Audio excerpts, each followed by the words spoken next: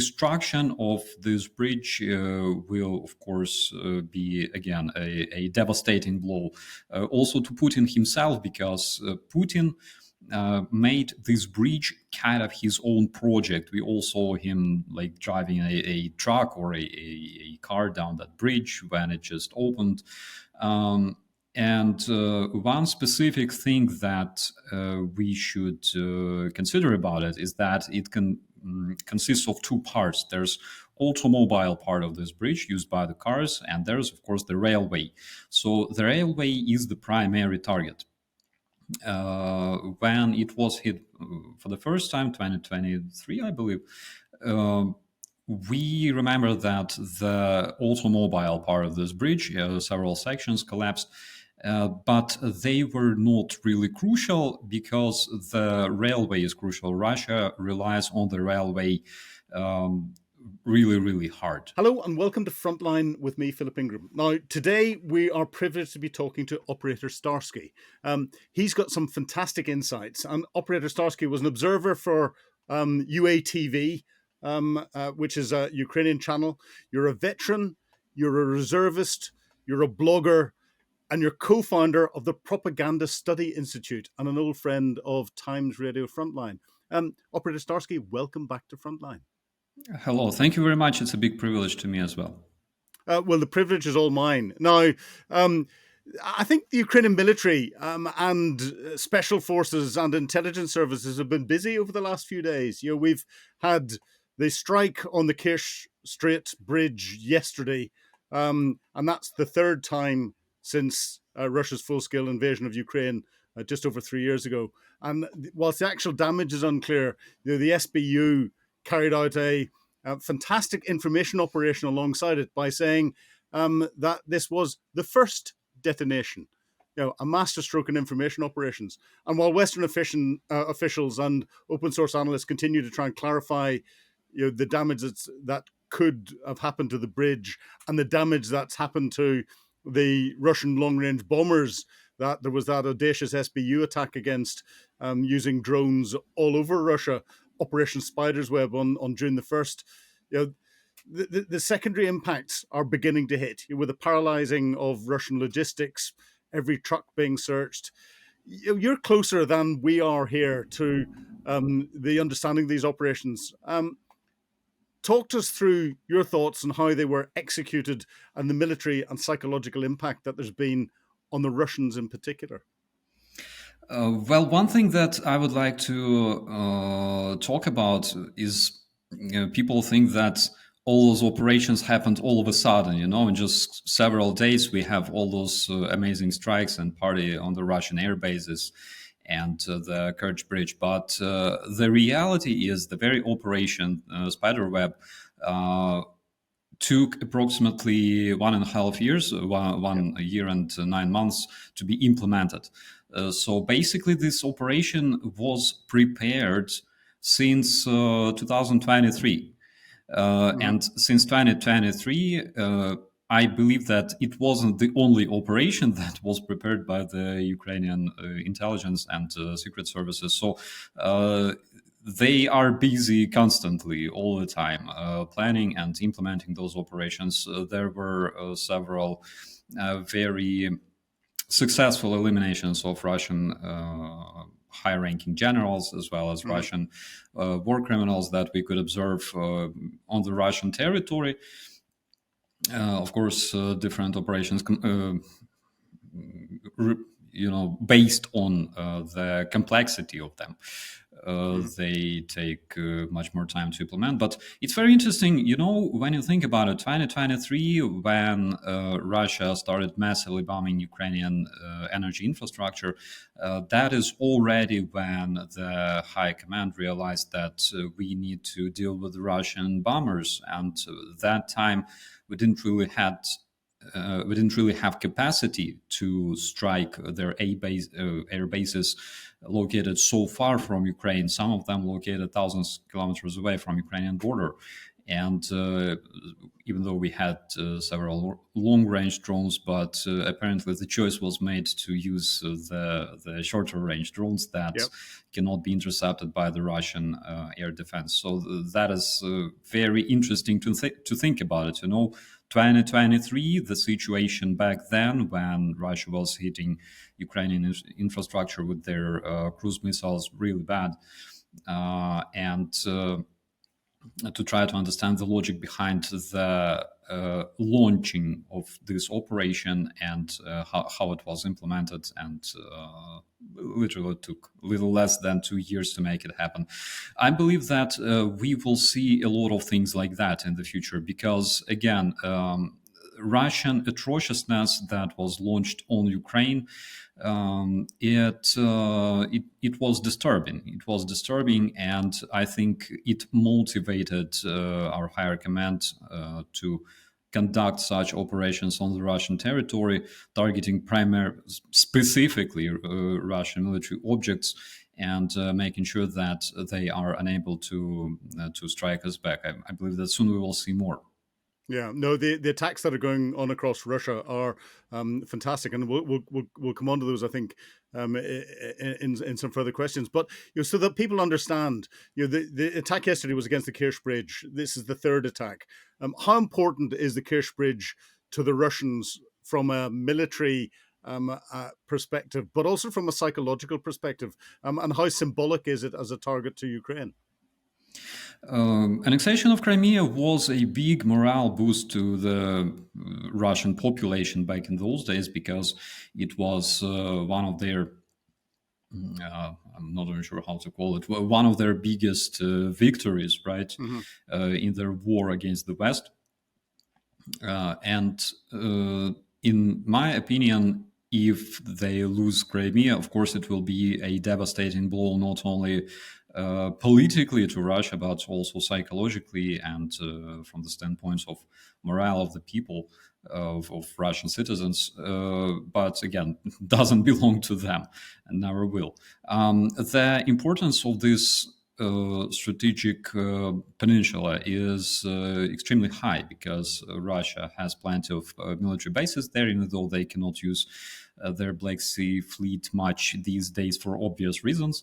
But still, this place historically allocated a lot of Russian military, their intelligence. There's a lot of bases used for intelligence, for collecting data.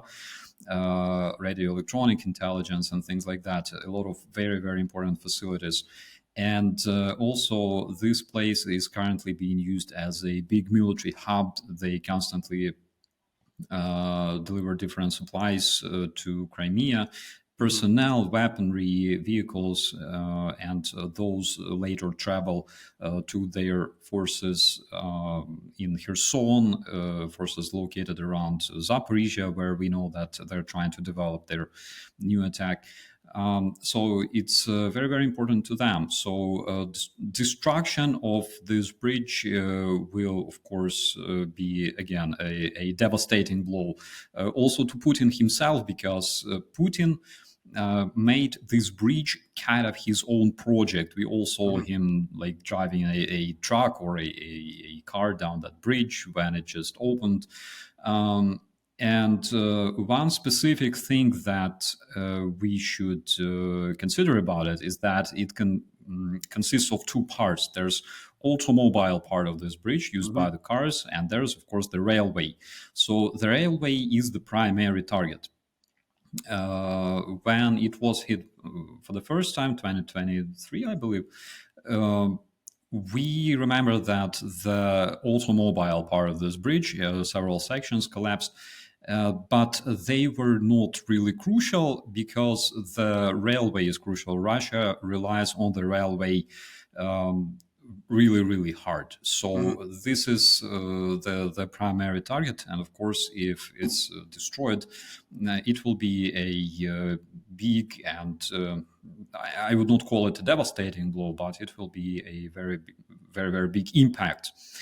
Considering Russia military presence in Crimea and their capacity of delivering their supplies to other spans of the front line. But the SBU turning around saying this was the first explosion must have sent the Russians into panic, and they will be looking very carefully at all of the other bridge supports and anything else that there can be, and will tie up an awful lot of their military capability for a period of time. But that explosion and then Operation Spider's Web. Do these operations boost morale for the Ukrainian forces and the Ukrainian people? Absolutely, absolutely. Every single, even tiny victory for Ukrainian people, it's an enormous morale boost for everyone in Ukraine and outside, all the people supporting Ukraine. One thing that it clearly shows is that Ukraine is capable of conducting such operations on the Russian territory and against Russian military objects and facilities, while Russia is absolutely unable to do the same in Ukraine. So this is absolutely asymmetric warfare. What Russia can do and what it does, literally, is turning Ukrainian teenagers into suicide bombers. So basically, we already had seen plenty of such cases when Russia recruits Ukrainian teenagers, targeting usually very, very young people, 15, 17 years old, and they make them deliver bombs, deliver IEDs to their targets, where those IEDs basically explode, killing the carrier as well. One of the craziest cases that the SBU reported about approximately a month or two ago was when Russians recruited a 14-year-old girl by hacking her phone and finding her private pictures. So they blackmailed the 14-year-old girl that they will show those pictures somewhere else. And they basically recruited her as a terrorist. So she was captured after delivering the explosive charge. She had to plant this explosive device under a car of a policeman, and she was captured. So I can think of only one organization that basically commits the same crimes, recruiting suicide bombers, especially teenagers, basically kids. That is ISIS. And to me, there's absolutely no difference between Russia and ISIS, because both commit crimes and both are terrorist regimes. It's interesting. We're not getting much reporting on the Russian recruiting of children for suicide bomb attacks or to plant bombs into different parts of Ukraine. Is this common? How many instances have there been over the last couple of months? All the time, all the time. I remember several cases, 17 and 15-year-old boys in Ivano-Frankivsk. Majority of those cases originate from West Ukraine. West Ukraine, Central Ukraine as well, but West Ukraine for some reason. Ivano-Frankivsk, Ternopil, two boys, 15, 17 years old, were killed while delivering IED to their target. Then this 14-year-old girl, also West Ukraine. Several cases like that. One woman was killed after delivering a charge to a police station in Odessa. So it keeps happening. Of course, SBU and our law enforcement agencies, they react to such cases. But we can see that Russia, because Russia is unable to conduct symmetric actions in Ukraine, they choose the path of terror, and basically they recruit common civilians that are later being disposed in an explosion. Russia relies heavily on their long-range weapons, on their cruise missiles, ballistic missiles, and of course this strike that took place in Russia a couple of days ago, it impacts the Russian capacity of delivering their death and destruction to the Ukrainian cities, to our targets, to our infrastructure. So they use terror on a wide scale in Ukraine. One of the reasons why we don't hear much about this is because I would say that there is a dramatic shift in the narratives For example, in the United States right now, we can see that the White House and officials in the United States,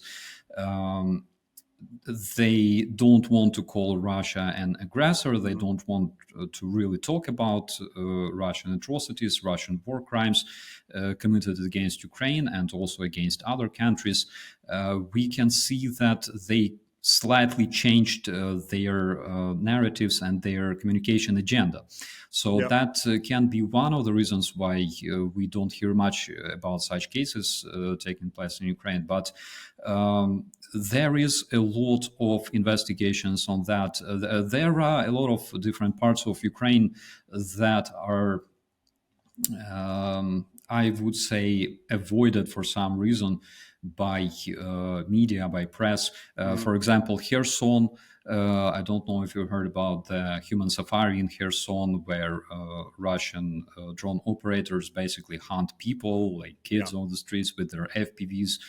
And such news become public due to different journalists and independent journalists coming from other countries and working that area, like Andrew Mercado, Dylan Burns, Kalen Robertson, those guys.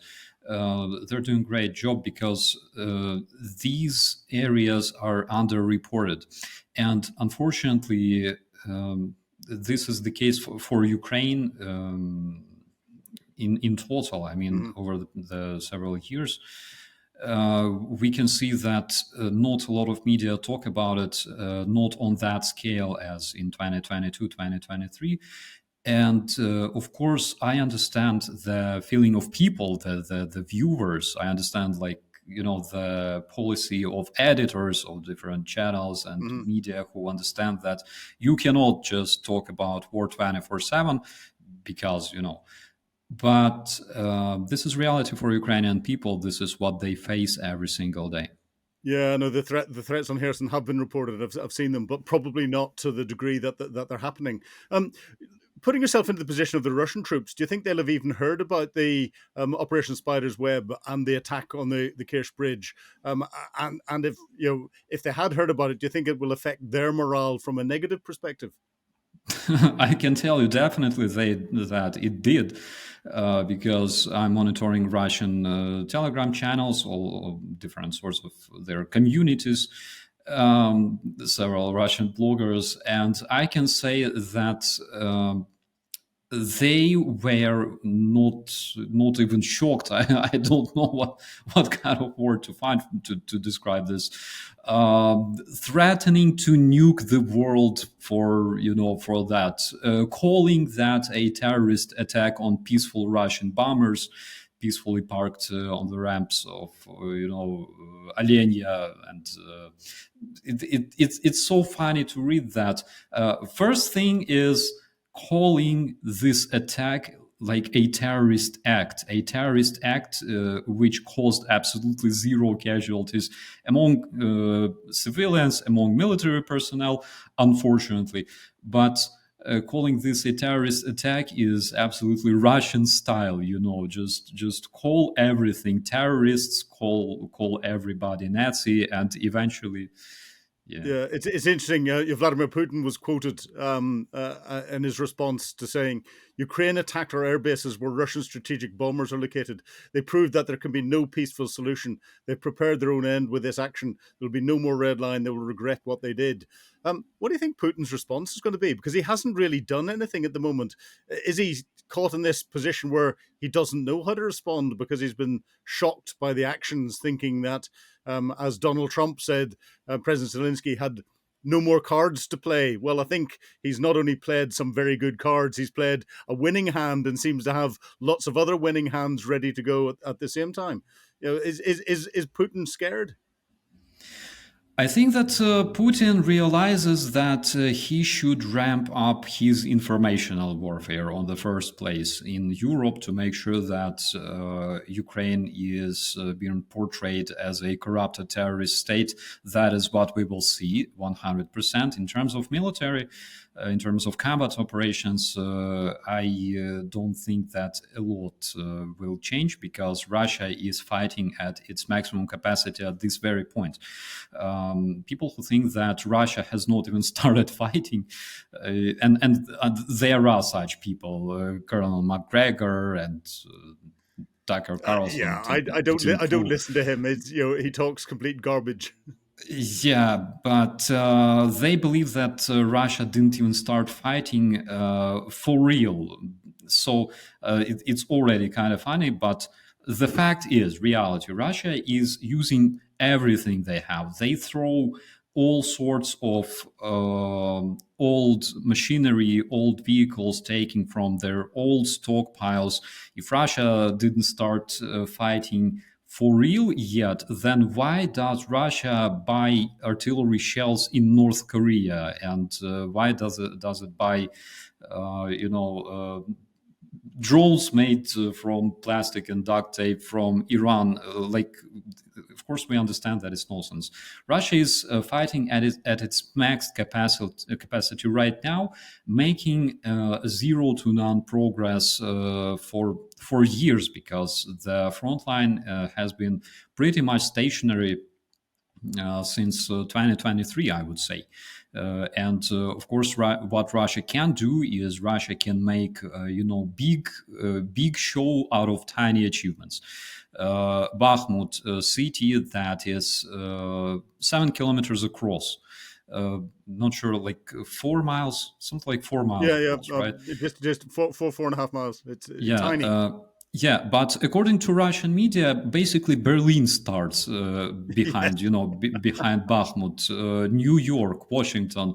After Bakhmut, we can take the world.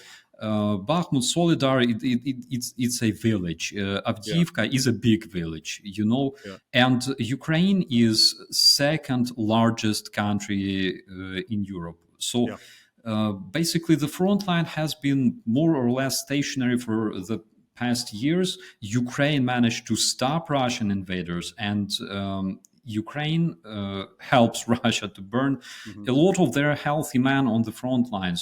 Ukraine strikes Russia and Russian personnel with enormous amount of drones nowadays, and we have so many of them, so we even export them abroad. Um, one very, very interesting update that I've heard recently was that a new 155 millimeter shell factory was almost completed in Ukraine, Hmm. and it will be launched very, very soon, which is again very good news for Ukrainian defenders, considering that um, our American our American allies are not that reliable as they were previously. Yes, I think it's a German company. I think it's Rheinmetall that are opening it, or one of the other German companies. Okay, I'm going to put you in a difficult position here. I'm going to promote you. So if you're taking over from either General Malyuk, the head of the SBU, or General Bodanov, the head of the GUR, HUR, what would your next move be? Even I can fantasize a lot about it, but in case accidentally I am right about some of their operations, that would be very, very bad. That's why I'm sorry Okay. from Ukrainian standpoint.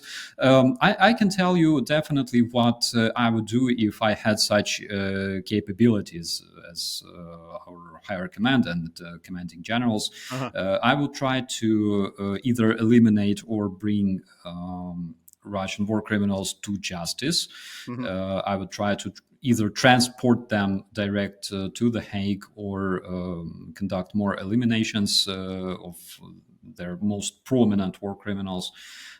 Because again, this is very, very important, not only for the Ukrainian morale, not only politically, I would say, but generally internationally, we should understand that war criminals must be punished no matter what. Because if war criminals walk away from responsibility, if they're not punished for their crimes, it means that other criminals will take that as an example, which is extremely dangerous nowadays. Hmm. Extremely dangerous. A lot of wannabe dictators looking at Putin and understanding that he does whatever he likes because, for example, Trump doesn't care, or like Yeah. Trump doesn't stop him. He won't even sanction him. Uh, they understand that they can also do something on a much larger scale than they're doing right now, which is extremely, extremely dangerous. I believe that justice must be served and war criminals must be punished. So, Yeah. if I was a chief of a secret service or a special service, I would probably think more on that. But on the other hand, we already have a main intelligence directorate that already conducts a lot of successful operations, Mm-hmm. like mentioned above. Yeah, no, fascinating. Coming back down to the tactical level again. Now, I know you spent some time out in the front lines with drone teams and everything else. How much have the use of drones and FPV drones changed the way military operations are executed? And this would be useful, I think, for the British military as they learn lessons from our new for our new strategic defence review that's just been announced. How difficult is it to train operators to be properly competent under battlefield situations? It's not really hard. Basically, if you can play a computer game with a gamepad, with a joystick, Mm-hmm. you can become a good drone operator. It's not that hard. It requires just a bit of gaming skills. That's Yeah. literally all. I think all the guys who were like very good at flying simulators or playing Call of Duty, they finally realized that they can find their place in life or have a good career in the military. It's not that hard. It requires, I would say, a couple of months to prepare a very, very good, solid operator of an FPV drone. Mm-hmm. If we're talking about drones that operate on tactical operational level and long range drones, that's a completely different story because, again, there's a lot of them. There are surveillance drones, there are drones that fly at a range of 40, 70, 90 kilometers and further. There are fixed wing drones that are, of course, different from Mm-hmm. quadrocopters, octocopters, and things like that. So it's like roughly, if we're talking about FPV drone operator, doesn't take much time, 1-2 months to prepare a professional. I would Yeah. I would Yeah. call it this way. Okay. Now you looking at what's going on in the front line. We keep hearing a lot about morale and Ukrainian morale and all the rest of it. Can you give listeners a flavour for what it's like being on the front line for a Ukrainian soldier and an understanding of what morale's like at the moment?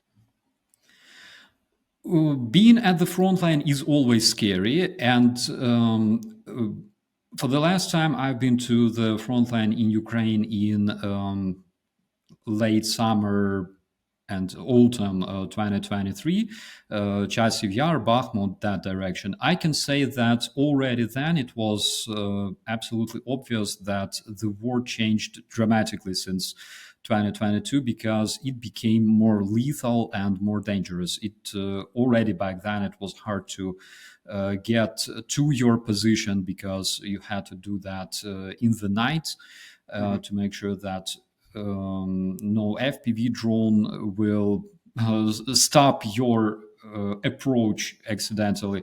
Mm-hmm. Um, a lot of FPV drones are in the air on both sides. Russian attacks are being stopped primarily at a range of 300 meters, rarely 200 meters from Ukrainian positions. Mm-hmm. Already for years, I would say. Yeah. Already for years, we can see the same picture. In Pokrovsk, for example, in the area of Kherson, Zaporizhia direction, when Russians try to advance, every their meat assault is stopped at a range of approximately 300 meters from Ukrainian positions using FPV only. Mm-hmm. And 300 meters is a range of using the smaller arms already. Yep. It's an effective range of using smaller arms. So basically, they have no chance. That is the level of utilizing the FPV drones in Ukraine at this very moment. We can already see that the shift was made from radio-controlled FPV to the fiber optic-controlled Fiber optic. FPV. I think that we will not see radio-controlled FPVs utilized anymore unless they are completely autonomous and AI-powered, like those Uh-huh. that were used in Russia several days ago. But other than that, that is just so people could imagine the scale of the drone warfare in Ukraine. It's a completely different level. Uh, what I would advise probably to the British Army is that all the upcoming wars that we will see, they will look like that. Yeah. Because again, we're talking about personnel shortage. We're talking about morale. People are getting tired, and you can build as many drones as you like, but you cannot build as many people as you like. That is Yeah. completely obvious. That's why we will see a shift from utilizing infantry to utilizing unmanned complexes. And I'm looking forward to seeing those in the future. I believe that Ukraine will use unmanned infantry on the battlefield. And we already have cases, for example, brigade of the National Guard of Ukraine called Khartia already this year showed first in history case of using the drones only during Yep. the ground operation.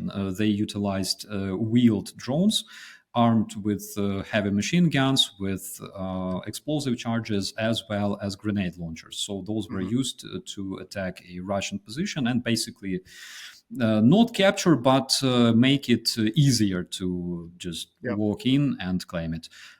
I really, really hope that we will see more of that being used very soon in the war against Russian invaders, because again, we have enormously precious resource such as our personnel. Some of those people keep fighting since 2022, since early days, and we understand that this resource is not forever, will not last forever. Okay, Yep. that this resource is limited, so we have to protect it. They carry enormous knowledge, they carry enormous experience, and they are extremely precious for us. Yeah. So I think that we will see more drones also utilized on the ground operations in Ukraine. No, that's fascinating. Ground-based drones, because we've seen the success with naval drones, we've seen the success with drones that fly, and ground-based drones are coming in. Very briefly, because I think we're coming to the end of our time. We keep hearing from commentators saying that um, if Ukraine doesn't stop Putin, then the Baltic states or Poland is next. Do you think they're right? I think they're absolutely right. You know, I interviewed a lot of experts that have much bigger experience and knowledge than me. For example, General Ben Hodges, he also said that. He said that there is absolutely no doubt that Russia will try to attack even a NATO country just to understand their capability, to understand if the Article 5 is even a thing today, looking at our allies across the pond. So there is such a risk. Again, a lot of secret services, intelligence agencies were reporting about the threat of Russia attacking a European country before the end of the decade. That is what we can see, for example, even here in Germany, where people in the government are preparing. Basically, they consider to either restart their draft among the population, Mm-hmm. the mobilization process, and improving their military, spending more budget on the military, on the defense, which I believe is very important and very correct thing to do. But one thing that they don't really consider, and it's extremely important, is effective ways to countering Russian disinformation and propaganda in the Yep. European space. This is something people don't really understand the importance of, because when a